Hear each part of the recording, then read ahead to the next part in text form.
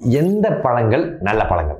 ஏங்க பழங்கள்னாலே எல்லாமே நல்லதாங்க. நண்பன்னாலே நல்லவன் தான் அப்படின்னு சொல்லுவோம்ல, அது மாதிரி பழங்கள்னாலே நல்லது தான். அந்த முருகனும் விநாயகர் சண்டை போட்டாங்கல்ல, ஞானப்பழம். அந்த பழமாக இருந்தாலும் சரி, எந்த பழமாக இருந்தாலும் சரி, பழங்கள் எல்லாமே சாப்பிட்றதுக்கு தான். காலையில் கொஞ்சம் நீர் சத்துள்ள பழங்களாக சாப்பிட்டுக்கலாம்.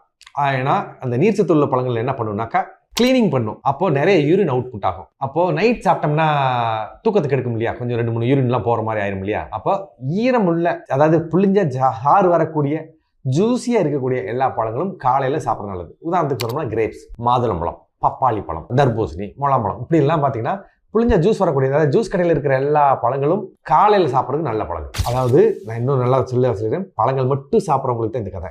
சாப்பிட்டு போட்டு அதோட சேர்த்து ஸ்நாக்ஸாக பழம் சாப்பிட்றவங்களை பற்றி நான் பேசலை. சரி, அடுத்தது இரவு என்ன பழங்கள் நல்லது அப்படின்னாக்கா, கொஞ்சம் கெட்டியாக இருக்க பழங்கள். ஆப்பிள், அதாவது கெட்டி ஆப்பிள் இருக்கு, மாவு ஆப்பிள் இருக்கு இல்லையா, அது, வாழைப்பழம், அடுத்து கொய்யாப்பழம், இப்படியான கெட்டியா இருக்கக்கூடிய பழங்கள் எல்லாமே இரவுக்கு நல்லது. இதுல என்ன நடக்கும் அப்படின்னாக்கா, ஜீரணத்தை சரி பண்றதுக்கான வழியையும் அடுத்த நாள் காலையில் நல்லா மோஷன் போறதுக்கான வழியையும் இது பார்த்துக்கும்.